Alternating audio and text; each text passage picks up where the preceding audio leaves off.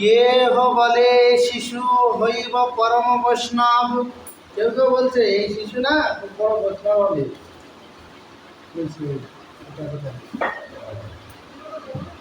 খুব বড় বৈষ্ণব হবে, কারণ ভাগবত ধরেছে তো। ভাগবত বৈষ্ণবদের মূল শাস্ত্র।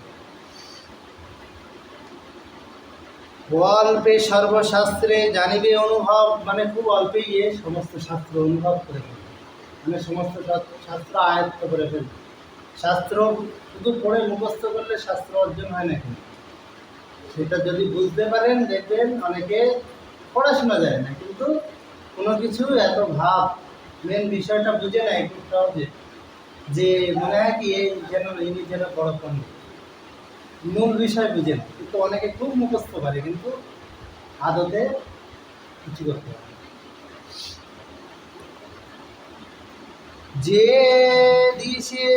যেদিকে চাহিয়া হাসে প্রভু বিশ্বম্বর, আনন্দের শীতল হয় তার কলেবর। বলছে যার দিকে প্রভু বিশ্বম্বর হাসেন দেখে তার হৃদয় আনন্দে শীতল হয়।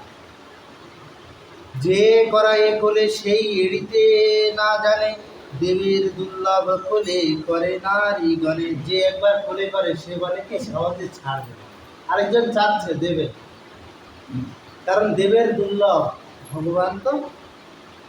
প্রভু যেই কান্দে সেই ক্ষণে নারীগণ হাতে তালি দিয়া করে হরি সংকীর্তন। দিনে দিনে বাড়ে প্রভু সচিরনন্দন, ছলে করায়েন প্রভু নাম সংকীর্তন।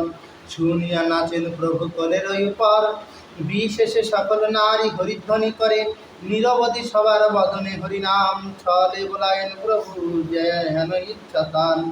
তার ইচ্ছা বিনা কোনো কর্ম সিদ্ধ নয়, বেদ শাস্ত্র ভাগবতে এই তত্ত্ব কয়। এই মতো করাইয়া নিজ সংকীর্তন, দিনে দিনে বাড়ে প্রভু শ্রী সচিনন্দন। যান গতি চলে প্রভু পরম সুন্দর।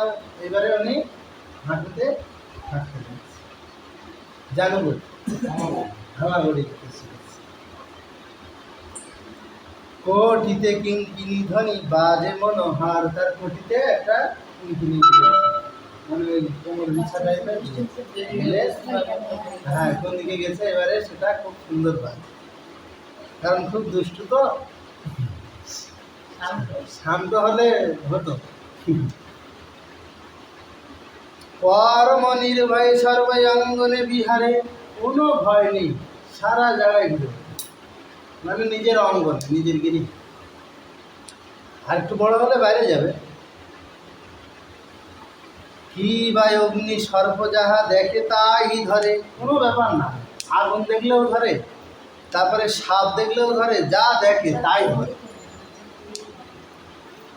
একদিন এক সর্প বাড়িতে বেড়ায়, ধরিলেন সর্প প্রভু বালক লীলায়। একদিন সর্প যাচ্ছে বাড়ির ওখান থেকে, সেই সময় প্রভু সেই সাপটাকে ধরেছে। কুণ্ডলী করিয়া সর্প রহে বেড়িয়া, ঠাকুর থাকিল সর্পের উপরে শুইয়া। ধরেছে তো সাপটাকে, আছে নিমাই কেউটে সাপের ফোনা, আর মা ভাই সব ভয়। আমাদের একটা ছোট্ট বই আছে, ছবিতে চৈতন্য। তা আমরা যখন ছোটবেলায় বুঝতাম না, তখন বাবা ওই ছবিতে চৈতন্য লীলা এনে দিয়েছে। ছোট ছোট ছবি, সুন্দর লীলা, মেন মেন লীলাগুলো ওদের দেখা। এবার আমরা ওই পড়তাম, তাই বললাম যে কেউটে সাপের ফোনা ধরে, মানে নিমাই আছে, ওই লেখা, ওর ছন্দে লেখা সুন্দর। আর মা ভাই সব ভয়ে মরে। বিশ্বরূপ আর সতীদেবী যখন দেখছে, বিশ্বরূপ তো ভয় যেতে পারছে না, মাও তো ভয় পাচ্ছে। আর নিমাই কি করেছে, কেউটে সাপের ফোনাটা ধরে ওই কুণ্ডলী পাখি আছে তার উপরে শুয়ে আছে, মানে সাপের উপরে একটু ব্যথা লাগবে। কামড় দিতে শিখেছে, 8-10 কিলো 12 কিলো ওয়েট হচ্ছে। এবারে তাও সাপ তো কিছু বলছে না, কিন্তু মা ভাই তো, তাদের তো প্রাণে আর জল নেই, তাদের তো ভয়।